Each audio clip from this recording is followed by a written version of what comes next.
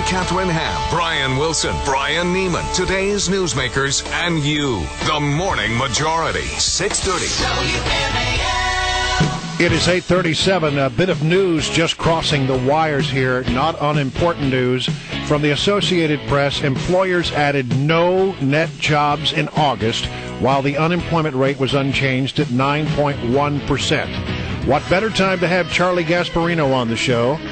Charlie, of course, from the Fox Business Network. Charlie, thanks for being with us. Never has so much been tried and so little has been accomplished. Yeah, I mean, what do you read into these numbers? I mean, that was a real disappointment, I think. I mean, I think we got to get wait a little while to get the full read and see what people are saying about them. But, listen, if they added some new jobs, I would tell you the same thing. This is a very anemic economic recovery that we have. We may be going in the opposite direction. It looks like it's stalling. And, the media is doing a great disservice in this country by not pointing out that this president's policies have been an utter failure. And, here's the thing. When George Bush was conducting the Iraq War in what, most normal people, people, left and right who are just not complete, total wacky ideologues would say was not the right fashion, where we needed a surge, where we needed to get the job done. Most people left and right said something needed to be done. It's what his policies were not working.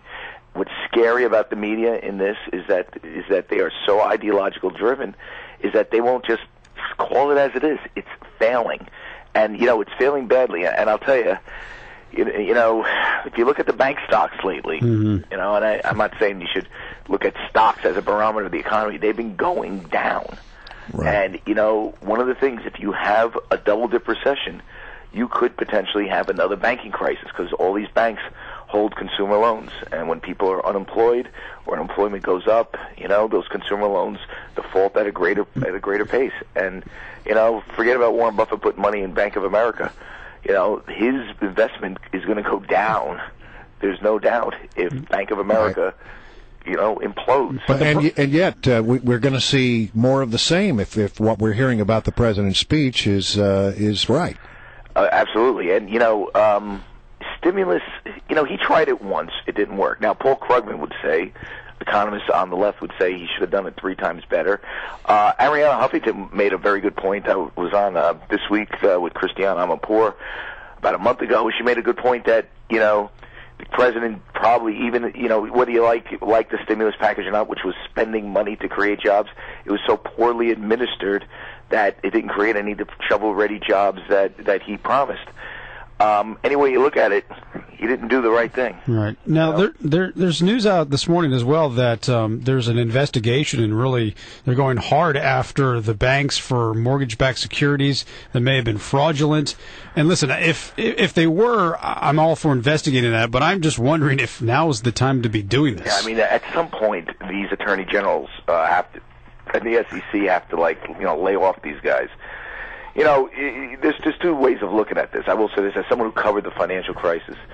Not a single major player has been indicted or really charged for any financial crisis related crime. I mean, this insider trading stuff you read about, it has almost nothing to do with what caused the financial crisis, the mindless risk-taking. And, when you hear that, listen, the financial crisis led to what we're seeing now in the bad economy. There are people, it's not unreasonable to say someone need to be held accountable. The other thing, though, when you look at crises and bubbles, there was a housing bubble at the heart of what was going on, was that people do all sorts of stupid things that are not illegal.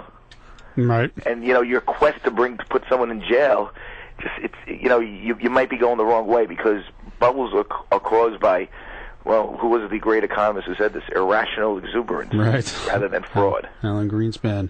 But at this point, we bailed out the banks in 2008, and now and we keep bailing them out. We keep bailing them out, and now we're going to interest rate. And now we're kind of going to go after them to see. I mean, like I said, if they did something wrong, you want that to be out there, and you want people to be punished. But as you said, are we close to another banking crisis? And Jesus, this is the right time to be doing it. No, it's not the right time. And by the way, if they really had something hard on the banks. Dick Fuld ran Lehman Brothers, ran it into the ground. Right. They had something hard on him. Don't you think by now he'd be indicted? I mean, they've been looking at them literally from the moment that Lehman went under. Dick Fuld was the CEO of Lehman Brothers. They would have something on them by now. And this is just all political posturing, a lot of these guys. I mean, and look at it this way. You know, a lot of this for Bank of America, you keep reading about it. It's the nation's biggest bank. When they bought Countrywide, right? A lot of this has to do with the mortgage lender Countrywide, and Countrywide issued suspect mortgages, maybe fraudulent.